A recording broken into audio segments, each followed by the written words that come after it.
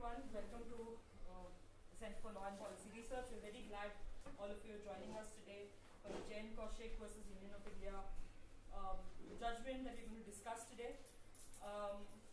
We have Jena here. Jena Kothari, senior advocate practicing in the Supreme Court of India and the co-founder and executive director of CLPR. Jena has appeared in several landmark constitutional cases advancing gender and sexuality rights. She represented Akai and others in the challenge to Section 377 of the Indian Penal Code, which led to its striking down in Navtej Singh Johar versus Union of India. Jena has been appointed by the Supreme Court as amicus curiae and part of the advisory committee in the Kaushik versus Union of India case. Akai Padmashali is a transgender activist, motivational speaker and singer. She has been a leading voice for transgender rights in India and has received several honors, including the Rajyotsav Prashasti, Karnataka's second highest civilian honor, and an honorary doctorate from the Indian Virtual University for Peace and Education. She is the first transgender person in Karnataka to have legally registered her marriage. Akai began her activism with Sangama and was one of the petitioners in both the Nalsa and Navtej Singh Johar cases that advanced transgender and queer rights in India. Arvind Narayan has been involved with research, writing and practice related to law and social concerns. He was the founding member of the Alternative Law Forum and part of the team of lawyers challenging Section 377 of the IPC from the High Court in 2009 to the Supreme Court in 2018. He is the author of India's Undeclared Emergency, Constitutionalism and the Politics of Resistance, the co-editor of Law Like Love, Queer Perspectives on Law, as well as the co-author of Breathing Life in the Constitution. Nitya Rajshekhar is a senior research associate at CLPR and an advocate with a decade of experience in public interest litigation and rights-based policy work. She holds a BA LLB from WB National University of Jurisdictional Sciences and an LLM from Columbia University, where she was a human rights fellow. At CLPR, Nitya leads research and advocacy on gender and sexuality, women's rights and visibility. So we'll start off with Jena giving us an explanation and like an understanding of what exactly the judgment itself is. And from there, we'll have our speakers giving their views, and we'll have a short Q&A at the end.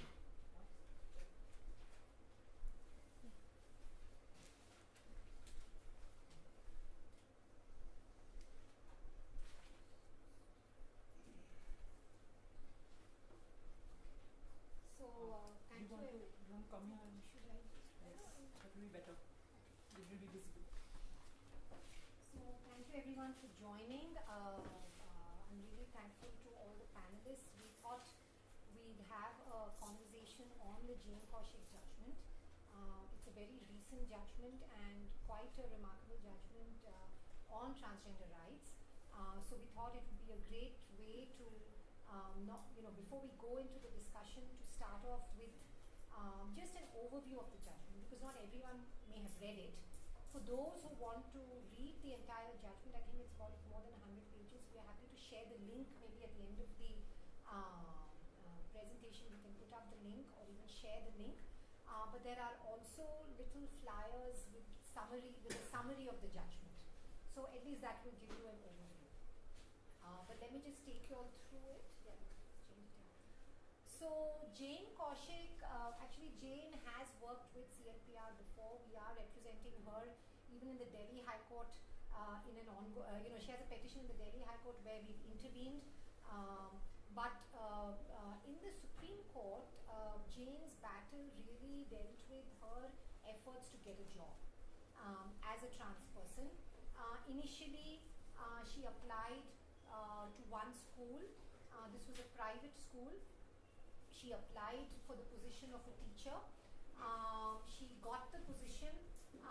She worked there for very few days. She faced a lot of harassment. And after that, both from students and from teachers.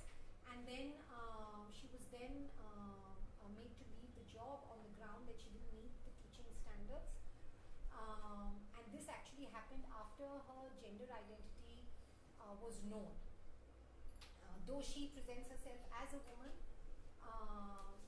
then she applied to a second school for a job. She didn't work there because after an appointment letter was given to her, when they came to know of her gender identity, her offer was revoked, and therefore she was not even able to work there. And basically, her efforts really have been that she's just unable to get a job. And even in the places that she did get a job, because her gender identity came into question, these were the grounds on which she was ultimately made to leave. She then filed a petition before the Supreme Court, and she ultimately, the judgment notes that she was compelled to come to the court because all her other efforts to address this discrimination were not fruitful. So she did file initially an FIR, a criminal complaint, nothing happened. She went at the National Commission for Women, the NCW came to know about it. They took up some suo motu action, but ultimately there was nothing much that came out of it. She went to the National Human Rights Commission. The NHRC said that we won't interfere because the NCW is handling it. Under the Transgender Persons Act, there is a National Council for Transgender Persons. That also didn't, provide much help, and then ultimately she came before the Supreme Court. Yeah. Now the Supreme Court, very interestingly, I mean, one would think that the Supreme Court would either say, well, you can't come to us because, as a lawyer, you would think that the court would say, you can't come to us because you face problems with private schools, private entities are not covered, in writ jurisdiction, therefore you file a suit or do what you want. One would say that, think something like that. Or perhaps the court may have said, you would say that whether the court would look at implementation of the law. In this case, very interestingly, the court not only looked at implementation of the law or the lack of implementation, but the court in fact went far beyond and looked at the implementation of the law where it was lacking, but really used the case of discrimination against trans persons to really expand the scope of understanding what discrimination is, how do we look at substantive equality under our constitution. So it's again an example of how transgender rights have actually led to a real expansion of equality rights under our constitution. So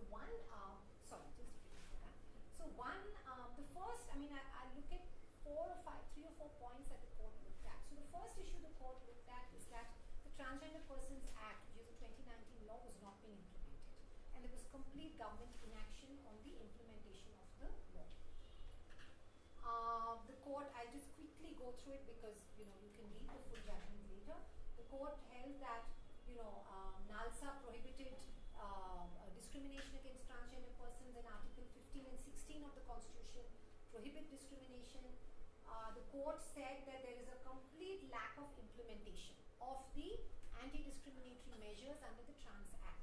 Now the Trans Act has provisions of non-discrimination. There will be no discrimination in employment, in education, but the court basically said, yes, you have all these provisions, but what is the way to make it accountable? If they are violated, then what happens? The Act does not have any mechanism to ensure that the violation doesn't happen. So basically the court said that the TG Act are basically dead letters. There is no way to implement it, and the government has not implemented it, and there is great stigma and lack of bureaucratic will to implement it. The court said that it's under the Act there is a mandatory requirement that all establishments, which means private and public, have to have a complaints mechanism. They have to have a equal opportunity policy. They have to have a grievance redressal mechanism, very much like the POSH Act, and they were supposed to do it within 2 years. That has not been done, and the government has done nothing to ensure that it's done. Yeah. Next. So that was looking at the Act. Then, interestingly, the court looked at the concept of reasonable accommodation. Now, reasonable accommodation, as human rights lawyers, as activists, the concept of reasonable accommodation has been a concept which has mainly been used in disability law. And under disability law, the demand has been that for ensuring equal participation, people with disabilities need accommodation. So for example, if I have a computer, if I'm a person, if I'm supposed to work with a computer, if I'm a person with visual impairment, I will need a reading software that will enable me to use the computer. So making the speech software available is reasonable accommodation. If I have locomotor disability, I should have access to a bathroom which is accessible. So that making the bathroom wider for my wheelchair to go in is reasonable accommodation. So for the first time, the court used the concept of reasonable accommodation to transgender rights and said that ultimately, if you're looking at Article 14, which is our guarantee of equality, you need positive measures. The government has to provide positive measures to make sure that a person has the equality guarantee. And reasonable accommodation is a tool for substantive equality. So whether it's in the case of disability or trans rights doesn't matter. And the court said when a statute contains provisions that provides for substantive equality, reasonable accommodation is implicit in the statutory obligation, and therefore it is clear as noonday that reasonable accommodation is a positive obligation. And so the court said that whatever positive obligation, positive action is required by the state has to provide it for trans persons, and that is the guarantee of reasonable accommodation to ensure that benefits are accessible to all and to facilitate inclusion, whatever may be required. So quite interestingly, the disability rights concept of reasonable accommodation is brought into equality provisions for trans persons. Then the next issue the court looked at is how do we understand equality? How do we understand substantive equality?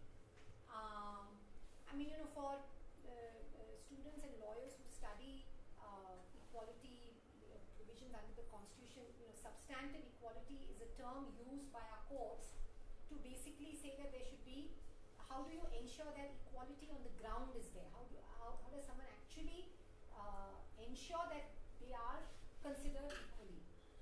So the court in this case said that it's not just formal but also substantive equality, and it should be interpreted to include the facets of substantive equality. And the court said that even omission, it's not just that you are not that you're doing something negative and discriminating against someone. Even if you fail to do something, that also amounts to discrimination. So if the state has not ensured that those equal opportunity policies are there or the grievance mechanism is there, that also amounts to discrimination by the state against trans persons. And then, very interestingly, there's a professor in the UK, Professor Sandra Fredman. She has written about equality and she has given a four-dimensional theory of equality, where she says that equality has four dimensions. And so the court said, well, the court referred to her theory of the four-dimensional theory of equality, but said that in our constitutional understanding, all those four dimensions are actually addressed the way the Indian Constitution has addressed it. And so maybe I won't go into too much of the presentation on the slides, but I'll just give an overview so that we don't go too much into it. One of the dimensions of Fredman was redressing disadvantage. And the court said that has been the core of our Constitution. Because when the Constitution was framed, the idea was there were special provisions for SEBC, which is social, economically and backward classes. There was always the spirit of the Constitution which said that the most disadvantaged groups have to be given equality, and looking at an intersectional view of equality. So the court said that our Constitution has always addressed disadvantage. And how do you ensure that disadvantage is redressed by the means of the Constitution? Next. Then, how do you combat stigma and stereotypes? This also, the court said, you have the Anujgar case, the Pisha case, these are all landmark Supreme Court decisions which say that stereotypes cannot be, any kind of stereotyping, especially in the case of gender, amounts to discrimination. And these are just a few quotes. Yeah. In fact, even the NALSA decision said that you cannot perpetuate stigmas and stereotypes. And in fact, one of the quotes in the judgment, the Supreme Court says that it is worth noting that in many cases, despite the well-intentioned measures adopted to alleviate the discrimination faced by certain communities, such remedies may cause more harm than good, as such solutions emanate from a stereotypical perspective to discrimination and disadvantage. Therefore, in order to ensure substantive equality, it is imperative that laws, policies, and implementations are not manifestations of deep-seated prejudicial notions. Basically, what the court said is that even the non-implementation of the Transgender Persons Act is due to societal stigmas and stereotypes against trans persons. You don't think it's important enough to implement it. And that's stemming from our deep-rooted the stigmas that are still there. And that itself amounts to discrimination.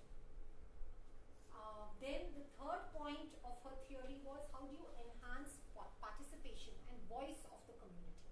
So the court said that even this is actually ingrained in our constitutional principles, because we have freedom of speech. Article 19, Article 21 of the Equality Code mandates that everyone has a right to freedom of speech and expression. A government has a duty for public participation and to know the voices of stakeholders, and that is all an aspect of deliberative democracy. So the court said that even this is very important, and this has been ingrained in many of the constitutional decisions. And finally, how do you accommodate difference to achieve structural change? This as well, the court said, in the constitution these principles are ingrained, because if you look at affirmative action and reservations, directive principles, all of these are ultimately for bring about structural and transformative change. That was also held in NALSA. So ultimately the court said that these are all aspects of substantive equality which have to be integrated. We can skip this, that's fine. Yeah. Finally, the court went into the issue of whether private parties can be bound by fundamental rights, which is called horizontal application of fundamental rights. Normally you say state should not violate your fundamental rights. But if I go to a private office or a private school or a private employer and they discriminate against me, can I go to the High Court or can I go to the Supreme Court? And the court said that yes, fundamental rights can also extend to relationship with private entities to protect constitutional values of equality, dignity, and non-discrimination, especially in education, employment, housing, and access to public places. In fact, it says that the TG Act mandates this, because when the TG Act says there will be no discrimination in employment, education, healthcare, it includes all establishments. If there's a violation of this provision by, say, a hospital, a private hospital, that would also be covered. And so the court said that even private schools and private employers have to be mandate non-discrimination. Okay, so these were the broad findings, and then the court gave some directions. In fact, the court said that both schools had discriminated against her. The court said that the first school they took some steps after she pointed out, and they did some assessment, but they said that there was discrimination that was not intentional. The second school, they said, definitely was discriminatory, and they said that they didn't implement the act because they didn't designate an officer, they didn't have an equal opportunities policy. They said there was also discrimination by the government because government had not complied with any of the provisions of the act. They didn't put any schemes, they had no educational schemes, they didn't sensitize the teachers, they didn't ensure that a policy was in place, no grievance mechanism was ensured, and so there was government's discrimination as well. The court directed each of them to pay her 50,000 compensation as for the discrimination. And then the court issued some suggestions and some directions. So suggestions that the court asked the government to consider was whether there could be a proper streamlining process to issue the TG cards. There are grihas and shelter homes that should be funded properly. Then look at reasonable accommodations in all aspects and work environments for trans persons, a awareness raising, inclusive curricula, no arrest of trans women without a woman officer. These were suggestions. But there were specific directions to the government. Specific directions were that the appellate body under the TG Act has not been appointed, so that should be, they said it would be the district magistrate. Every state should have a welfare board, which was not done. There should be the transgender protection cells, which were not done. Every establishment should have a complaints officer, which means all private and public, NGOs, private employers, every establishment should have a complaints officer. From the complaints officer, if you want to appeal, you can go to the Human Rights Commission in the government, and a national helpline. And then finally, the court said, we're not stopping here. We want to still look at the Act, because the Act is not complete. Many of the provisions of the Act may need some amendment. So the court set up an advisory committee. Three of us are part of the advisory committee. Among others, these are all the members, and there are also the government representatives. And then the court, in fact, has given 6 months to the committee, and the mandate is to look at the framing of a model equal opportunity policy, which all establishments will have. Look at the TG Act and rules and see what are the gaps and give your suggestions. Suggest a framework for reasonable accommodation, recommendations for easy name and gender change, healthcare, education. Look at all these aspects and see where certain recommendations are to be made, and to get views from different stakeholders. That's it, right? So we can see how a small, one person's case actually led to such large-scale change. So I'll leave it to the others to respond. Okay. We'll move the Yeah, chairs.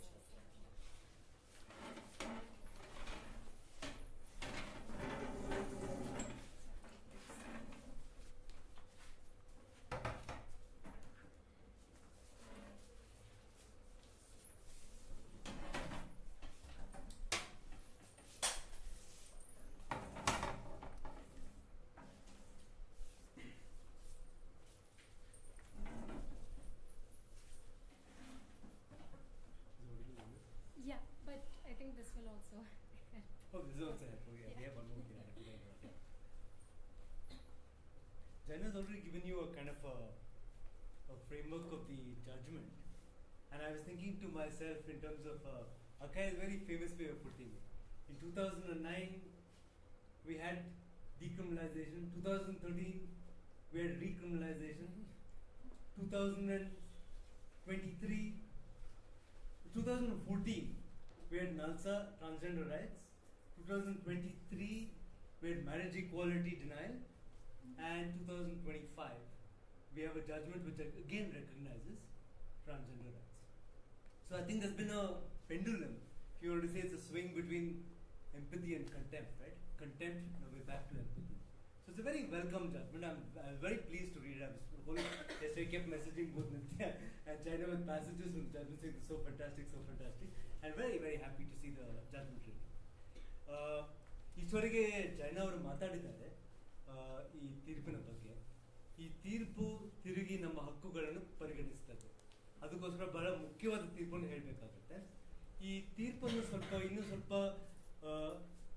Full ಆಗಿ ನಾವು ಪೂರ್ತಿಯಾಗಿ ವಿಶ್ಲೇಷಣೆ ಮಾಡಿದರೆ ಇದು ಹೇಗೆ transgender ಸಮುದಾಯ ಹಕ್ಕುಗಳನ್ನು ಪರಿಗಣಿಸುತ್ತದೆ ನಮ್ಮ ನೋಡ್ಬೋದು. ಇಲ್ಲಿ ಜೈನ್ ಅವರು ಇಷ್ಟವರೆಗೆ ಹೇಳಿದ್ದಾರೆ ಎಷ್ಟು ಮುಖ್ಯವಾದ ಅಂಶಗಳು ಈ ತೀರ್ಪಿನಲ್ಲಿ ಇದೆ ಅಂತ. ಒಂದು, ನಮಗೆಲ್ಲ ಗೊತ್ತು ಈ transgender protection of rights act 2019 ಬಂತು. ಆದ್ರೆ ನಿಮ್ ಜೊತೆಲಿ ಮಾತಾಡ್ತಾ ಇದ್ದೀನಿ, ನೀವು ಹೇಳಿದ್ದೀರ ಇಷ್ಟವರೆಗೆ ನಮಗೆ ಏನ್ ಬಂದಿಲ್ಲ. ತೀರ್ಪು ಬಂತು, ಆದ್ರೆ ಏನ್ ಪ್ರಯತ್ನ, ನಮ್ಗೇನ್ ಬಂದಿಲ್ಲ. ಇಂಥ ನಿಮ್ಮ ಒಂದು ಯೋಚನೆ ಈ ತೀರ್ಪನ್ನು ಪರಿಗಣಿಸುತ್ತದೆ. This judgment recognizes the sentiment of our friends from the transgender community who made the point repeatedly. They said, okay, fine, you have a 2019 act. What use it is to us? And the court analyzes why that sentiment or what use it is to us comes about. And the court's analysis is really this. The court says the Union of India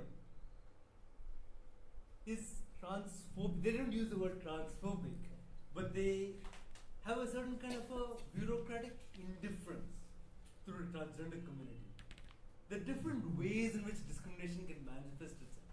It can be direct, it can be indirect. In the court's analysis, the 2019 judgment is really an example of indirect discrimination against the transgender community. Why is it a form of discrimination? ಯಾಕೆ ಈ transgender act ಯಾಕೆ ಇದು ಒಂದು ತಾರತಮ್ಯ ಅಂತ ಪ್ರಶ್ನೆ ಕೇಳಿದ್ರೆ ನಮ್ಮ ಸುಪ್ರೀಂ ಕೋರ್ಟ್ ಇದಕ್ಕೆ ಏನು ಹೇಳ್ತಾರೆ ಅಂದ್ರೆ ಈ ತೀರ್ಪು ಇದೆ, ಆದರೆ ತೀರ್ಪನ್ನು ಇಂಪ್ಲಿಮೆಂಟ್ ಮಾಡದೇ ಇದ್ರೆ ಅದು ಯಾಕೆ ಮಾಡುವುದಿಲ್ಲ ಪ್ರಶ್ನೆ ಕೇಳಬೇಕಾಗುತ್ತೆ. ಯಾಕೆ ಮಾಡುವುದಿಲ್ಲ ಅಂದ್ರೆ ಅದು ನಮ್ಮ ಸರ್ಕಾರದಲ್ಲಿ ಒಂಥರದ ಬಾಯಸ್ಸು ಪೂರ್ವಗ್ರಹಗಳು ಇವೆ. ಅವ್ರ ಟ್ರಾನ್ಸ್ಜೆಂಡರ್ ಸಮುದಾಯದ ಬಗ್ಗೆ ಅದು ಪರವಾಗಿಲ್ಲ, ಏನಾದರೂ ಮಾಡಿ ಬಿಡೋಣ ಅಂತ ಅವ್ರ ಮನಸ್ಸಲ್ಲಿ ಇದೆ. ಅದಕ್ಕೋಸ್ಕರ ಅವ್ರು ಇಂಪ್ಲಿಮೆಂಟ್ ಮಾಡುವುದಿಲ್ಲ ಅಂತ ಪರಿಗಣಿಸಿದ್ದಾರೆ. It's a very important recognition. But the court is actually saying the reason for non-implementation is a form of discrimination in the transgender community. So it's actually a very, very important point which the court is making. The other point Jain has already made, ಇಲ್ಲಿ the starting point Jain Kaushik ಅಂತ ಒಬ್ಬರು ಕೋರ್ಟ್ಗೆ ಹೋಗ್ತಾರೆ ಮತ್ತು ಇದೇ situation. ಅವ್ರು ಹೇಳ್ತಾರೆ, ನಾನು ಸ್ಕೂಲ್ಗೆ ಹೋಗಿದ್ದೀನಿ, ನಾನು ಅಲ್ಲಿ ಕೆಲಸ ಮಾಡಬೇಕು ಅಂತ ಇಷ್ಟ ಇತ್ತು, ನಾನು ಒಂದು ಅಪ್ಲಿಕೇಶನ್ ಹಾಕಿದ್ದೇನೆ, ಅಪ್ಲಿಕೇಶನ್ ಹಾಕಿದ್ರೆ ಅದಕ್ಕೆ ಒಂದು ಆಫರ್ ಲೆಟರ್ ಕೊಟ್ಟಿದ್ರು, ಆಮೇಲೆ ಅದು ಗೊತ್ತಾಯಿತು ನಾನು ಟ್ರಾನ್ಸ್ಜೆಂಡರ್ ಅಂತ. ಗೊತ್ತಾದ ಮೇಲೆ ಏನು ಹೇಳಿದ್ರು, ನಂಗೆ ಬೇಡ, ನಿಮ್ಮನ್ನು ಇವಾಗ ನಾವು ಎಂಪ್ಲಾಯ್ ಮಾಡುವುದಿಲ್ಲ ಅಂತ ಹೇಳಿದರು. ಆವಾಗ ಜೈನ್ ಅವರು ಕೋರ್ಟ್ಗೆ ಹೋಗಿದ್ರು. ಅದಕ್ಕೆ ಕೋರ್ಟ್ ಏನು ಹೇಳುತ್ತೆ ಅಂದರೆ, ಅಲ್ಲಿ ಅದೇ ಜೈನ ಇಷ್ಟವಾಗಿ ಹೇಳಿದ್ದಾರೆ, ನಮ್ಮ ಕೋರ್ಟ್ಗೆ ಹೋಗುವಾಗ ಮೋಸ್ಟ್ಲಿ ನಮ್ಮದು ರಿಟ್ ಪಿಟಿಷನ್ ಹೋಗಿದಾಗ ಮೋಸ್ಟ್ಲಿ ನಾವು ನೋಡುವುದು ಸರ್ಕಾರದ ವಿರುದ್ಧ ನೋಡ್ತೀವಿ. ಆದರೆ ಪ್ರೈವೇಟ್ ಪಾರ್ಟಿ ಏನು ಮಾಡುತ್ತೆ, ಅದು ತಾರತಮ್ಯನ. ಇದಕ್ಕೆ ಸರ್ಕಾರ ಇದಕ್ಕೆ ಈ ಕೋರ್ಟ್ ಏನು ಹೇಳುತ್ತೆ ಅಂದರೆ, ಈ ಟ್ರಾನ್ಸ್ಜೆಂಡರ್ ಸಮುದಾಯದ ವಿರುದ್ಧ ಇರುವ ತಾರತಮ್ಯ ಬರೀ ಸರ್ಕಾರದಲ್ಲಿಲ್ಲ ಮಾತ್ರ, ನಮ್ಮ ಸಮುದಾಯದಲ್ಲಿ ಕೂಡ ಇದೆ. ಸಮುದಾಯ ಅಂದರೆ ಎಲ್ಲಿ? ಸ್ಕೂಲಲ್ಲಿರುತ್ತೆ, ಪಬ್ಲಿಕ್ ಸ್ಪೇಸಲ್ಲಿರುತ್ತೆ, ಶಾಪಲ್ಲಿರುತ್ತೆ, ಎಲ್ಲಿ ಹೋದರೂ ಅಲ್ಲಿರ್ಬೋದು. ಅದಕ್ಕೆ ಯಾವುದಾದ್ರು ಉತ್ತರ ಇರಬೇಕಲ್ಲ. ನಮ್ಮ ಈ ಕಾನೂನು ನೋಡಿದರೆ, ಕಾನೂನಲ್ಲಿ ನೋಡಿದ ಉತ್ತರ ಆಕ್ಚುಲಿ ಇರುತ್ತೆ. ಆ ಕಾನೂನನ್ನು ತಾರತಮ್ಯವನ್ನು ಪರಿಗಣಿಸುತ್ತದೆ. ಕಾನೂನು ಹೇಳುತ್ತೆ, ನೀವು ಶಾಪ್ಗೆ ಹೋಗಿ ಯಾರಾದ್ರೂ ಟ್ರಾನ್ಸ್ಜೆಂಡರ್ ಅಂತ ಹೇಳಿ ನಿಮ್ಗೆ ಏನಾದರೂ ಕೊಡದೇ ಇದ್ದರೆ ಅದು ತಾರತಮ್ಯ. ನೀವು ಮೆಡಿಕಲ್ ಹಾಸ್ಪಿಟಲ್ಗೆ ಹೋಗಿ ಅಲ್ಲಿ ಟ್ರೀಟ್ಮೆಂಟ್ ಬೇಕು ಅಂತ ಹೇಳಿದ್ರೆ ನೀವು ಟ್ರಾನ್ಸ್ಜೆಂಡರ್ ನಿಮಗೆ ಟ್ರೀಟ್ಮೆಂಟ್ ಕೊಡೋದಿಲ್ಲ ಅಂತ ಹೇಳಿದ್ರೆ ಅದು ತಾರತಮ್ಯ. ಮತ್ತು ಏನು ಸ್ಕೂಲ್ಗೆ ಹೋಗಿ ಮತ್ತು ಅಲ್ಲಿ ನೀವು ಕೆಲಸ ಕೇಳಿದ್ರೆ, ಸ್ಕೂಲಲ್ಲಿ ನಮ್ಮ ಟೀಚರ್ ನಿಮ್ಮ ಮೇಲೆ ಒಂದು ದೌರ್ಜನ್ಯ ಮಾಡಿದ್ರೆ ಅದು ಕೂಡ ತಾರತಮ್ಯ ಅಂತ ಹೇಳ್ತಾರೆ. ಆದರೆ ಕೋರ್ಟ್ ಏನು ಹೇಳುತ್ತೆ ಅಂದರೆ, ಅಷ್ಟು ಹೇಳಿದ್ರೆ ಮಾತ್ರ ಸಾಕಾಗುವುದಿಲ್ಲ. ಬರೀ ಒಂದು ತಾರತಮ್ಯ ಅಂತ ಹೇಳಿದ್ರೆ ಸಾಕಾಗುವುದಿಲ್ಲ. ಅದಕ್ಕೆ ಯಾವ ಥರ ಉತ್ತರ ಇದೆ? ಕಾನೂನಲ್ಲಿ ಏನಾದ್ರು ಉತ್ತರ ಇದೆಯಾ? ತಾರತಮ್ಯ ಅಂತ ಹೇಳ್ತೀರಾ, ಆದರೆ ಏನು ಮಾಡ್ಬೋದು? If U C the transgender act, as Jain has indicated, there is a right without a remedy. They're saying, yes, you have the right against discrimination, but as you indicated, you can't do anything about it. Where can you go? So in short, what the court is saying is, it is the obligation of the responsibility of the government to set up institutions to ensure that we address the question of discrimination on an individual basis and on a larger collective basis. So both levels you have to address it. In what they call it again is, they call it omissive discrimination. Again, it's a really very, very important concept, because what the court is saying is you can discriminate without being overt and express in your discrimination. By the fact that your law does not address certain things, you can be discriminating. And in the case of the Transgender Act, that is not the problem. Transgender discrimination is recognized. The discrimination is in terms of what they say, that the fact that you don't provide a remedy indicates your bias. So look at the level of nuance the court has gotten to. They've understood the fact that bias, that discrimination can be completely indirect. Indirect in the sense that the legislature says, yes, we're going to do something about discrimination. Yes, and they give you a law in place, but they give you no way of giving you a remedy for that discrimination. So that is discrimination in and of itself. So that's the importance of the of this particular judgment. I had maybe one more point I'll make.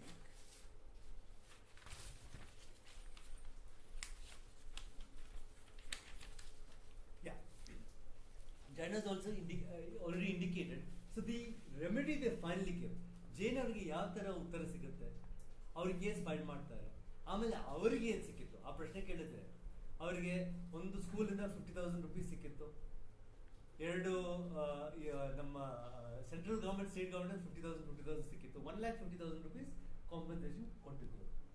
And court ಹೇಳಿದ್ರು ಇಲ್ಲಿ ಈ ಕಾನೂನು ಓದಿದ್ರೆ ಇದಕ್ಕೆ ಉತ್ತರ ಏನಿಲ್ಲ, ಆದರೆ ನಾವು ಸುಮ್ಮನೆ ಇರ್ಬೋದಾ, ನಾವು ಕೋರ್ಟು ನಮ್ಗೆ ಉತ್ತರ ಕೊಡಲೇಬೇಕು, ನಾವು ಕಾಂಪನ್ಸೇಷನ್ ಕೊಡ್ತೀವಿ ಅಂತ ಹೇಳಿದ್ರು. That's one thing. They gave compensation of 1,50,000 plus, as Jana rightly indicated, two very, very important things. They laid down very important directives to ensure the implementation of the act, and most importantly, they set up a committee. And committee on which we have 3 members over here are 3 members of the committee. All of whom are sitting over here. So I'm just again sharing with friends from the transgender community that this is the opportunity we have to talk about all the forms of discrimination and how we want to address it. This is the opportunity we have, and we must take it. Because again, the contrast to me, again the very, very interesting contrast is Supreo, which is a marriage judgment, and this judgment. And one point on that. Yeah. Supreo, if we read Supreo, all of you have read it, no? Justice Butt, in the majority, was very friendly to the LGBT community. He didn't say a single word which you can classify as discriminatory or hostile or something where we detected bias or a problem. But the problem with that is pointed out in Jane Kaushik's judgment. In Jane Kaushik's judgment, Jane Kaushik basically says that there can be discrimination even if you don't utter discriminatory words. The discrimination can be there in the fact that you choose to give no remedy. That is the interesting point to me in Jane Kaushik. It says that actually Supreo, the majority opinion, was deeply discriminatory because Justice Butt disguised his, I think, problem with the community in nice language, no remedy. And think of it again, the simple point, two points. The minority opinion talks about guidelines to be issued to the police, what the police should do when people are arrested. The majority opinion says we're not even going to give guidelines. Whereas in this case, you don't have guidelines in Jane Kaushik, but you have actually directions. The last point of the committee again, if you remember Supreo, the council basically said the Solicitor General basically said that we will constitute a committee.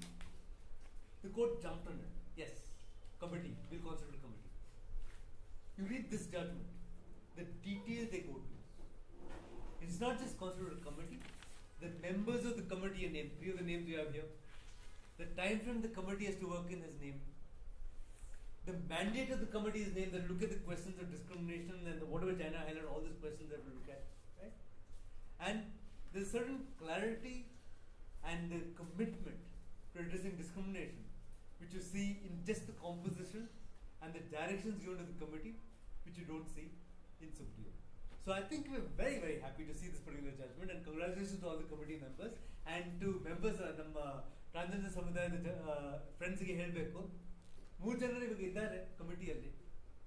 ನಾವು ಅವ್ರ ಮುಂದೆ ನಮ್ಮ ಯಾವ problem ಇರುತ್ತೋ ಅವ್ರ ಮುಂದೆ ಹೇಳೋಣ, ಮತ್ತು ಅವರು ಇದನ್ನು ಡಾಕ್ಯುಮೆಂಟ್ ಮಾಡ್ತಾರೆ ಮತ್ತು ಆ ರಿಪೋರ್ಟ್ ಕೋರ್ಟಿಗೆ ಸಬ್ಮಿಟ್ ಮಾಡ್ತಾರೆ. ಇನ್ನೊಂದು ಪ್ರಶ್ನೆ, ಆ ಕೋರ್ಟು ಬರೀ ಕಮಿಟಿ ಕೌನ್ಸಿಲ್ ಮಾಡಿ ಬಿಡುವುದಲ್ಲ, ಅವ್ರು ಹೇಳಿದ್ದಾರೆ ಕಂಟಿನ್ಯೂಯಿಂಗ್ ಮ್ಯಾಂಡನಸ್, ಅಂದರೆ ತಿರುಗಿ ಈ ತೀರ್ಪು ಈ ಇಶ್ಯೂ ಕೋರ್ಟ್ ಮುಂದೆ ಬಂದೇ ಬರುತ್ತೆ. ಸೊ ನಾವು ಮಾನಿಟರ್ ಮಾಡಲಿಕ್ಕೆ ಆಗತ್ತೆ. ಸೊ ಇದು ಲೈವ್ ಇಶ್ಯೂ, ನಮ್ಮ ಮುಂದೆ ಇರುವುದು ಲೈವ್ ಇಶ್ಯೂ. ಸೊ ನಮ್ಮ ಮುಂದೆ ಜವಾಬ್ದಾರಿ ನಮ್ಮ ಮೇಲೆ ಇದೆ. ನಾವು ಈ ಕಮಿಟಿಯನ್ನು ಇಷ್ಟು ಒಳ್ಳೆ ಕಮಿಟಿ ಇರುವಾಗ ನಾವು ಈ ಕಮಿಟಿಯನ್ನು ಯೂಸ್ ಮಾಡಿ ನಮ್ಮ ಟ್ರಾನ್ಸ್ಜೆಂಡರ್ ಸಮುದಾಯದ ಹಕ್ಕುಗಳನ್ನು ಮುಂದೆ ತಗೊಂಡು ಹೋಗಬೇಕಾಗುತ್ತೆ.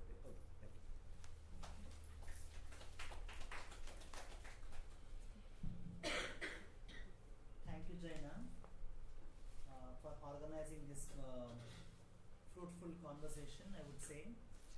And I was really wondering, after reading the judgment and listening to Jaina and Arvind, there is still a long way to go. I think we remember, because Jayesh is, like sitting in the room, Arvind is also here. 30 years ago, this was not the situation. I was not even imagining that we are going to converge like this and to have this sort of discussion or conversation is concerned. And the entire section of society, we have been discriminated on the grounds of be it our sex or gender or sexuality is concerned. And as keep mentioning and saying that the system of majoritarian and the system of totalitarian is completely dictating against one section of society, and is it because of our gender identity and sexual orientation is concerned. 30 years ago, many working class sexual minorities, people who are indulging in sex work and begging, people, we were very numeric in counting the numbers as, like it's called the head counts, I would say, 30 people, 50 people, 100 people hardly. But because of that sacrifice of people's life, today we are seeing some amount of landmarking verdicts. I think many people who sacrificed their lives, people who gave up their lives, people who were killed, people who were assassinated, and that was the situation where we all went to the, like especially the Banashankari case, we protested before the magistrate court in the midnight, so asking for our freedom, especially when like 12 o'clock or 1 o'clock in the morning is concerned. And my ambition was to become a Supreme Court advocate, Jaina, but I didn't, I am not, but you're representing me. But after looking this judgment and the Supreme Court, putting me as an advisory committee is a very huge responsibility, I would say. I was texting with Asha Menon, Justice Asha Menon, who is our chair, woman of the committee. She's very friendly. She's very, very, nice to her communicating. So now the question is, there are several judgments in favor of sexual minorities. The 2009 made as consensual sex between adults in privacy is not punishable. Judgment spoke about the constitutional morality. The 2013 judgment has overturned the Delhi High Court judgment, and it said we are going to criminalize you. The 2014 judgment, the Nalsa versus Government of India. So it was very clear saying that we recognize transgender as equal citizens before Constitution of India. I was quarreling with Arvind and BT Venkatesh. Why did our country's system of justice took so many centuries and decades to deliver that you are equal citizen before Constitution of India? Then the 2018 Deepak Mishra's judgment, the Chief Justice, especially going back to Justice Indu Malhotra, and she quotes a statement: history needs to owe an apology for the movement of sexual minorities as well as their family members. So this has really taught people's mind and heart, and to see what exactly is this community. And the 2023 judgment was so disappointing again, asking for marriage rights for people who are consenting adults, willingness, who want to go for their own relationship. I think it was a good opportunity, but somehow we missed it. So now the process of criminalization to decriminalization to recriminalization to no more criminalization. So this process is something that is really affecting the movement of sexual minorities. You got it? And how do we question back this? I remember our the current advocate, Saurabh Kirpal, who was supposed to be appointed for the Delhi High Court as a judge. See the notion of the government. You got it? Especially the working class sexual minorities or transgender people or intersex people. Now we are, we have multiple identities. Identities are also going through a CLPS note here. I think we should also be quite specific about identities, Jaina. This is my strong suggestion. Apart from Kinna, Hijra, Arwani, Jokta, we also have Marla, Reshiv, Shakti, Jokta, Akbar. So these are traditional identities accepted in the name of culture, but there is so much of social discrimination. So how do you combat this social discrimination? There is the so-called the systematic discrimination in the name of medicalization process, in the name of employment, in the name of housing, education, access to social spaces or public spaces. So how do you bring this concerns very big challenging? I was also thinking how this caste discrimination has not really eradicated in the country. It is same as it is for gender and sexual minorities are concerned. So I think in future there will be so many favored judgments for sexual minorities. But what is the implementation mechanism is my really concern actually. So one side the Supreme Court delivering very positive judgments, forming, framing, constituting committees is one side. At the same time, where are the political representations of the sexual minorities? That is big challenging. Because if we don't have any one voice in the system of the parliament or the system of legislature, it is very difficult to bring our, like the so-called concerns or challenges. So I was observing some of the key points of this verdict because Jayan has, he explained very well.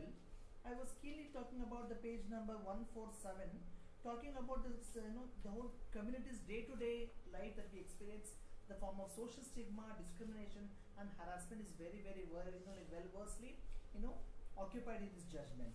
And talking about the transgender community in India has a history of being criminalized, which was systematically perpetuated from Section 377 of the Indian Penal Code and anti-begging laws in India. So this shows how Justice Paridwala and Justice Madhavan's observation for sexual minority, especially the transgender people, is very, very high. So this is very important actually, I would say. And also moving forward to the page in 160-61, it is spoken about gender neutral or gender, like diverse washrooms, but very much lacking. When we, where Abhida, myself and Lakshmi, we all went to Karnataka Judicial Academy. Judges took us to the restroom and they showed me, toilet ಇದೆ. Transgender toilet ಇದೆ. Now implement ಮಾಡಿದೀವಿ. So they're selfly acclaiming it with so much of positivity, and we never face any sort of discrimination in the Judicial Academy or in any of these courts.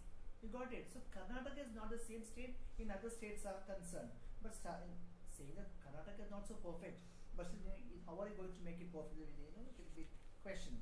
Now the NCERT, remember Jaina, 2001/2, they had rejected, saying that especially the teachers told, we will not teach about intersex, gender, sexual minorities in our classrooms. So this resistance came from the school teachers. Sati was part of the committee actually. Then they raised it in such a big thing, and very immediately the next day morning they removed from the website itself. But the court has observed, bringing the NCERT, making sure the National Council of Education Research and Training in this training material on inclusion of transgender, which take this move forward. Until you create awareness, build education, it is highly difficult to speak. And the University Grants Commission is a very big thing actually, because people keep on giving big bhashanas, but nothing in practice. When 2009 Prabhudev was the Vice Chancellor, he brought this 1% reservation in all the 52 courses of the Bengaluru Vishwavidyalaya. But where is implementation? Hardly 5 to 10 people who are occupied this post-graduation in across the institutional education, but so much of lacking in implementation and so much of lack of support for people who can pursue their education financially are very, very weaker section of society. So how do you bring this is my very big challenging question. And the directions part, Jaina has spoken about, I'm not going to touch. Advisory committee, Jaina has touched, I don't want to speak on. And about, I think this is a huge responsibility. I think what I would suggest, Jaina, we should definitely have a 2 days consultation with all our national community members. There is also a voice in the, like in the country. This is a male to female transgender hijra dominated committee. There is lack of representation for female to male transgenders and as well as the intersex people, which I agree. I also made my statement in some of the newspapers. But how do we make sure that these people, the representation or the voices of people shall be included in a democratic system is my concern actually. And framing this formulation of equal opportunity policy, study of 2019 Act, reasonable accommodation, gender non-conforming issue, medical care issue. For this, we don't have very much specific answers, but definitely I am looking forward to have a community consultation where you are going to bring exactly the people's voices in the report is concerned. And apart from that, how do we make sure the government is responsible, especially the Karnataka, I would say, you got it? Because we have the Sarvajanangada Shantiya Tota Sarkara here, but at the same time, this government is also not listening to people. You got it? So I think if a small delegation can go and meet the Chief Secretary, because the government has mentioned about Chief Secretary. You got it? So how do we make sure to go and meet this the chief secretary or chief minister, like himself, and asking for this the Supreme Court judgment, because many people doesn't know what is the judgment all about. So ಅದಕ್ಕೆ ನಾನು request ನೀವು ಇವಾಗ ಏನು ಇಂಗ್ಲೀಷಲ್ಲಿ present ಮಾಡಿದ್ದೀರಿ ಅದನ್ನು ಕನ್ನಡದ ಒಂದು 10-15 ಪಾಯಿಂಟ್ಸ್ ಕೊಡಿ. ಅದನ್ನು ನಾವು ಕನ್ನಡಕ್ಕೆ ತರ್ಜುಮೆ ಮಾಡಿಕೊಂಡು ನಾವೊಂದು ಪ್ಯಾಂಪ್ಲೆಟ್ ಥರ ತಗೊಂಡೋಗಿ will go to reach our people, we go to hammams, we go to cruising spots, we educate our people. ಈ 10-15 ಪಾಯಿಂಟ್ ನಮ್ಮ ಸಂಬಂಧಕ್ಕೆ ಹಿಂಗೆ ಹೇಳ್ತಾ ಇದೆ, ನೀವು ಭಯ ಪಡೋ ಅವಶ್ಯಕತೆ ಇಲ್ಲ. In the recent 3 months police crisis, all the cases was handled by men, not women. But the court judgment has observed there should be like women in particular too ಮಾಡಬೇಕು ಅಂತ. So this is very much lacking, Jaina. ಆಗಿದ್ದಾಗ ಇಂಥ ವಿಷಯಗಳನ್ನ ಇಟ್ಕೊಂಡು this is very sensitive issue and very much responsible. We should take it up ಅಂತ ಹೇಳ್ತಾ ಇದ್ದೀನಿ. ಇದು ಹೇಳಿ ನಾನು ಮಾತನ್ನು ಮುಗಿಸ್ತಾ ಇದ್ದೀನಿ. ಪ್ರಶ್ನೆ ಬಂದಾಗ we'll take it up questions. So I wanted to talk about the establishment of the advisory committee itself and its potential to really affect meaningful change for the transgender community. Arvind has touched on some of these points, but I wanted to again restate how this committee, this court-appointed committee, is a little bit different from other court-appointed committees in other PILs, because in many PILs a continuing mandamus is issued, a committee is formed to make recommendations to the government and things like that, and in some cases like the right to food case, it's been very successful, and in many cases it just fizzles out. And so but there are a lot of things within the judgment itself that really supports the working of the committee to try and set it up for success. One is that the mandate is extremely broad, because they are empowering the committee to look at issues faced by transgender persons in literally every sphere of their lives, from education, employment, healthcare, housing, public spaces. And also the committee can even expand this mandate. If there's any issue which the committee feels should be added, that freedom has been given within the judgment itself. And this is comprehensive in a way that previous court-appointed committees have not necessarily been. Second, the judgment makes it very clear that the government representatives on this committee serve only an advisory capacity. So when it comes to the content of the report, the government representatives from the various ministries are there to provide information and facilitate implementation, but they don't have veto power on what we propose in our report and in the model policy. The government, after we submit the policy, then the government has another 3 months to submit their version. But this is a significant departure, and it really centers the community's voices and the stakeholder voices in this process. And third, logistically and structurally, the court has done a lot to support the committee right from the outset. So it's already said that 10 lakhs will be deposited in the next few days by the government to start the initial work, so that there's no delay in the actual starting of the work for the committee. Infrastructure and logistical support, they have, it's surprising how much detail they've gone into about the resources and support given by different, particularly the Ministry of Social Justice and Empowerment, what their duties are to ensure this is complied with. Data and research support is also a big thing, not just for the committee's work right now, but in the future, because as we know, getting official data is so difficult, especially on the transgender community, and the judgment clearly says that all the state governments, all the central government have to provide data and support to the committee in whatever way we see fit.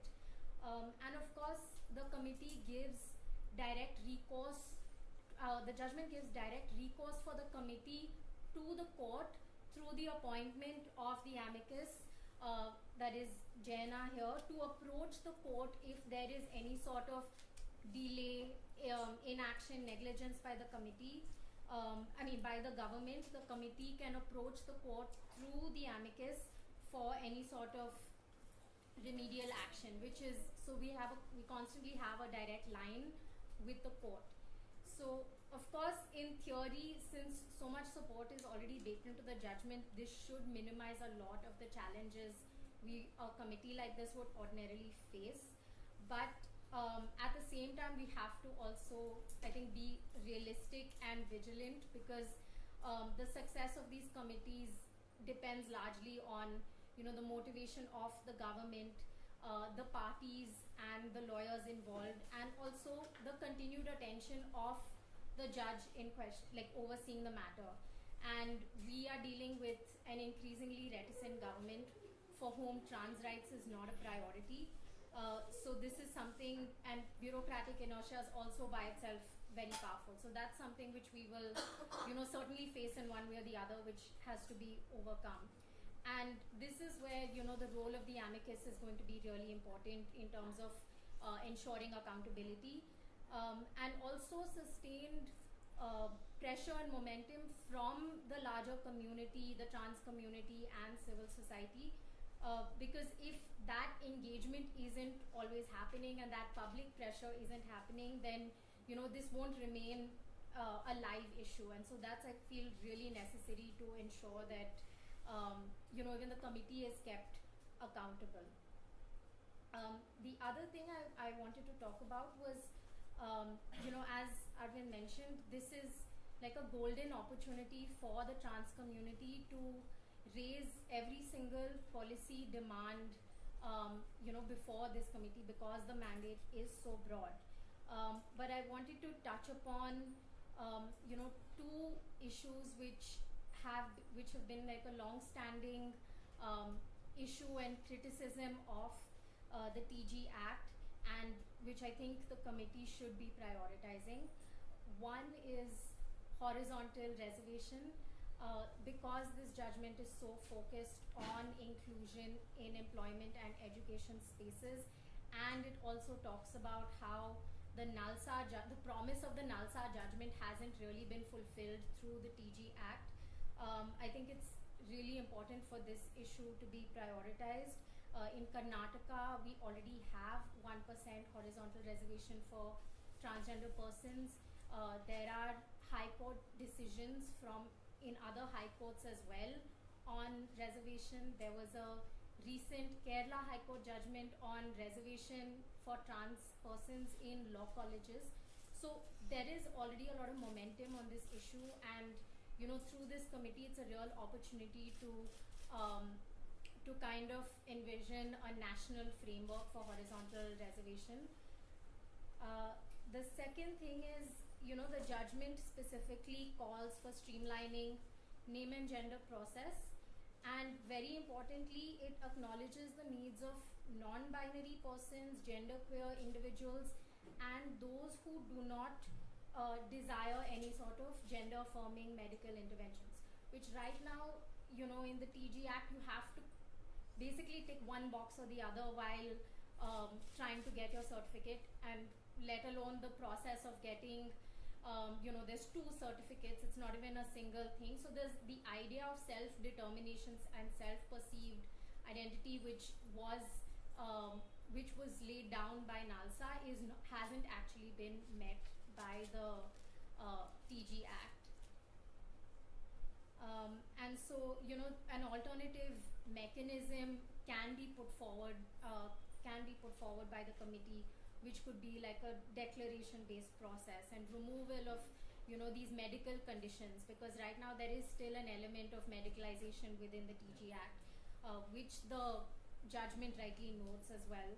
And also, there's so much harassment which trans people go through in the process of getting these certificates. They're asked invasive questions and harassed through the process, which, this is something which can also be tackled in some way.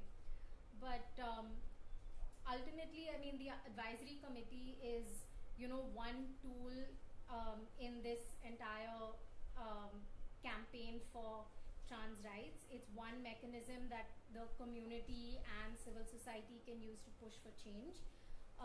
And this judgment has created like an unprecedented space for this to work.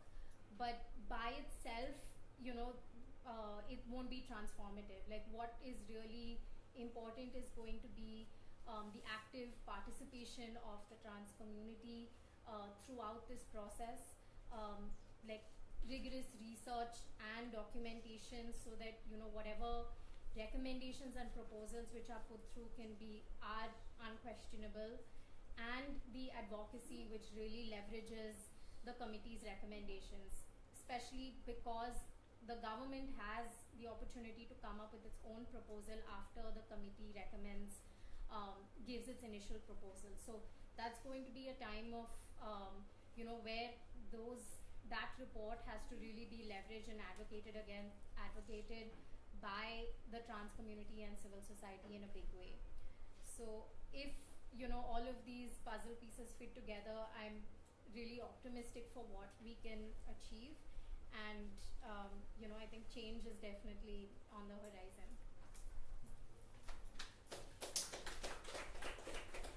Thank you for that.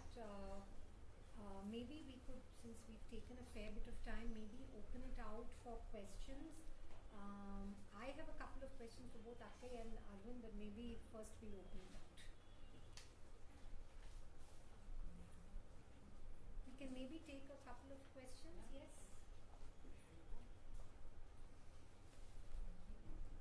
It's on. Yeah, it's on. I just wanted to understand why, like under the POSH Act, as was mentioned, it was more of a mandatory direction. This court are at the judgment, and it's largely phrased as suggestions. The government may, the district magistrate, may, and why do you think the plenary powers of court were not exercised here? As also in the same-sex marriage equality question, it's a departure from the system. So I just would want to understand. Yeah. Any other? Can we take one more question? Yeah.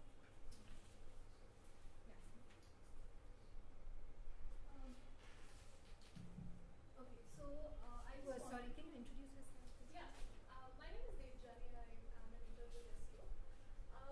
I don't know if it's a relevant question, but I just wanted to ask this because I think at this point when we talk about transgender rights, we're talking about transgender rights over a glass ceiling.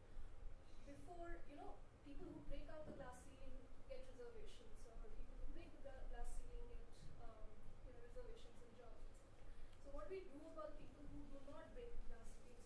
So what about people, like for instance, we're talking about housing rights. I think transgenders primarily, or transgender persons primarily deal with the crisis of housing much before they deal with the crisis of reservations. So what is the solution for that? And I think there was one question here. And then you can ask. Hi, I'm Aditya. I'm a reporter and I'm doing something for queer people years. So I wanted to ask, now that this report has come out and a committee has been formed, I'm just wondering what the transgender community can look forward from it, because lots of people say that, now again Bandi life and doing that. So that what exactly can they look forward for? Both of you would like to answer? You and Akshay? Yeah. Yeah, please.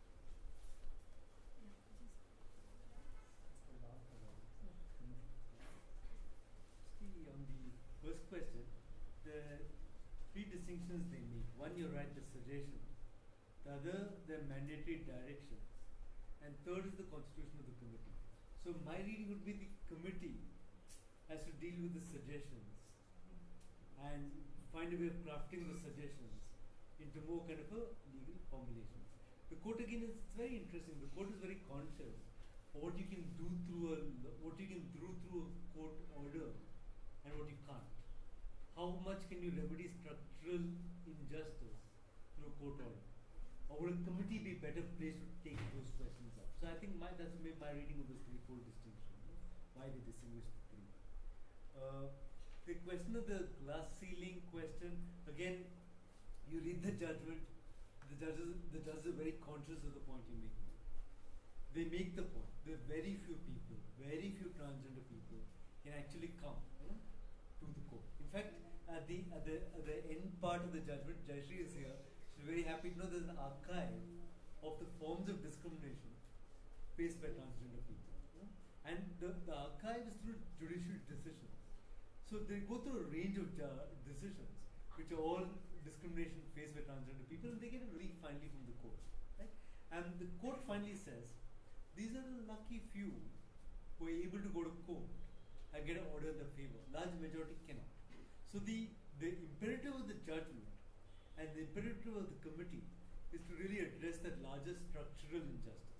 So it's a good you raise that, because again it's very interesting. They move from the individual to the larger structural. And why we're so interested in the judgment is because it is about the larger structural, it's about the larger question of injustice which the community as a whole faces, and how we can potentially address it through this committee process. See, one, from the context of community's concern, I think it's a good question. People are wanting housing, education, good hospital facilities, some basic needs take alva. And the options are very, very limited. Sex work and begging. Even in the name of sex work, begging, there's so much of harassment has started. One.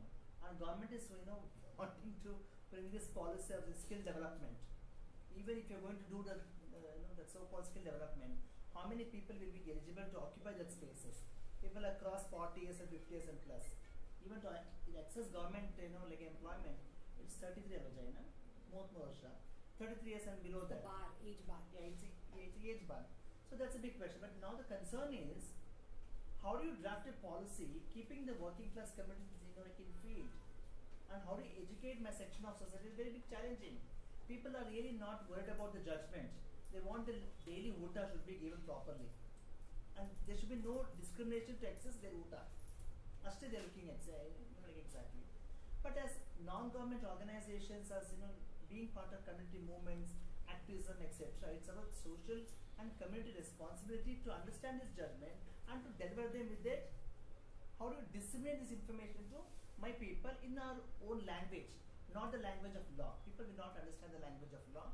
They understand police and Godi, Badama, Tapparu, Jambus, Isanato.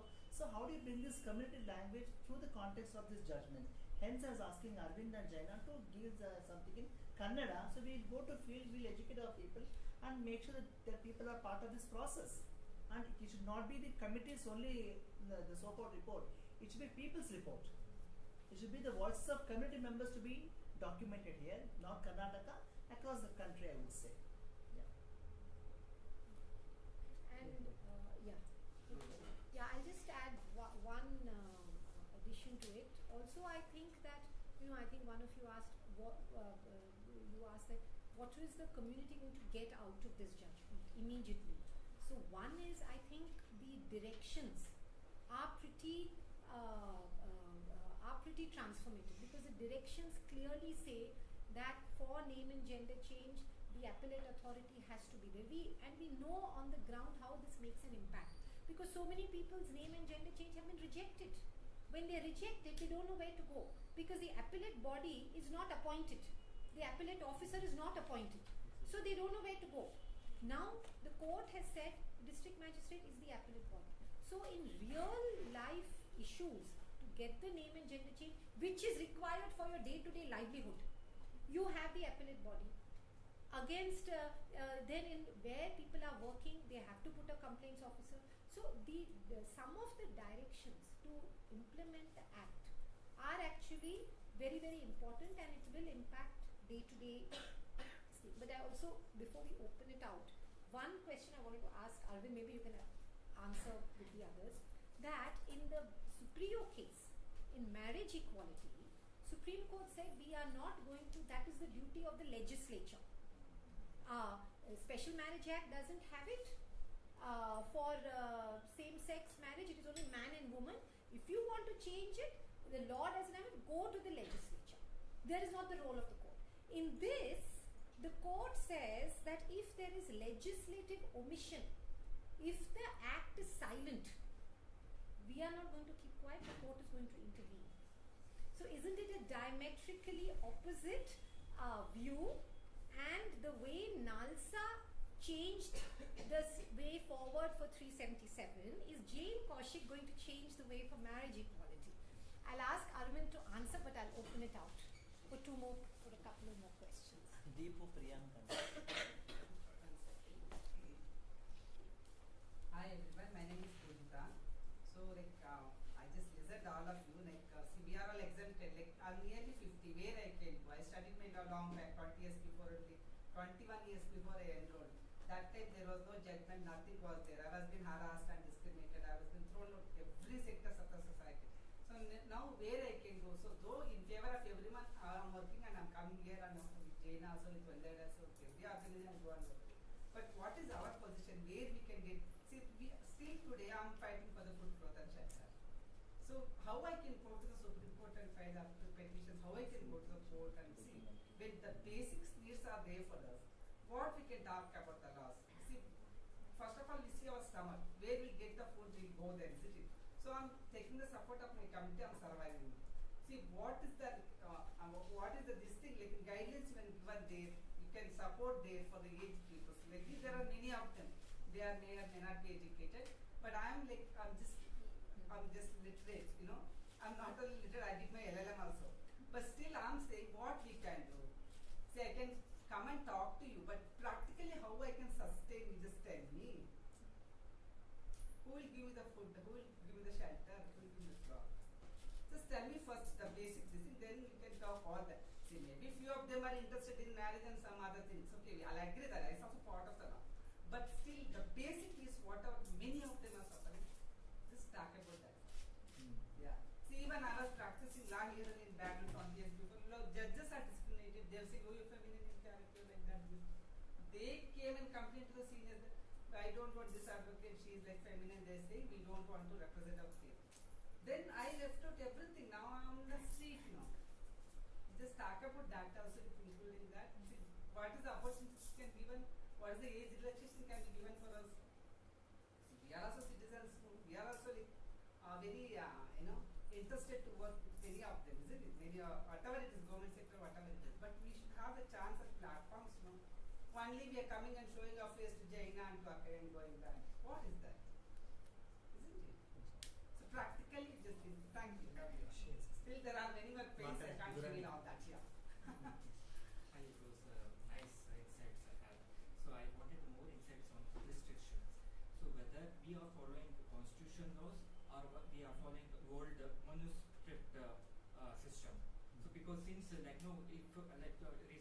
the news I heard was Mr. Gabai was the Manuvadi was throw shoes on him. So still we are following the caste system. Sanatani system. So is it implemented in the legislature? So how do you eliminate this? And so I need broader perceptions on this. Wait one sec. We take no, one here and one here. It's okay. Speak. Give. ನಮಸ್ತೆ ಎಲ್ಲರಿಗೂ ಕೂಡ ನಮಸ್ತೆ.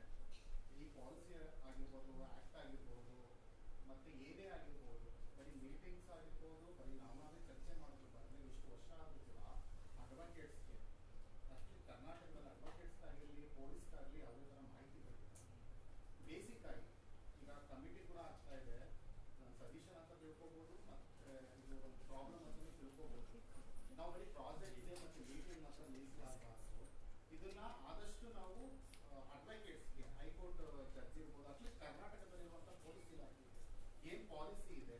ನಾವೀಗ ದಿನನಿತ್ಯ ನಾವು transgender ಜೊತೆ work ಮಾಡೋದ್ರಿಂದ working class people ಜೊತೆ ಯಾರು ಬೆಗ್ಗಿಂಗ್ ಮಾಡ್ತಾರೆ, ಟ್ರಾನ್ಸ್ಜೆಂಡರ್ ಯಾರು ಹಮಾಮ್ನಲ್ಲಿ ಇರ್ತಾರೆ, ಅವ್ರಿಗೆ ಒಂಥರ ಪ್ರಾಬ್ಲಮ್ ಆದರೆ, ಯಾರು ಬೇರೆ ಸ್ವಲ್ಪ ಎಜುಕೇಷನ್ ಆಗಿ ಓದಿರ್ತಾರೆ ಮತ್ತೆ ಆ್ಯಪ್ಗಳನ್ನ ಯೂಸ್ ಮಾಡ್ತಾರೆ, ಅವ್ರಿಗೆ ಇನ್ನೊಂಥರ ಪ್ರಾಬ್ಲಮ್ ಆಗ್ತಾ ಇದೆ.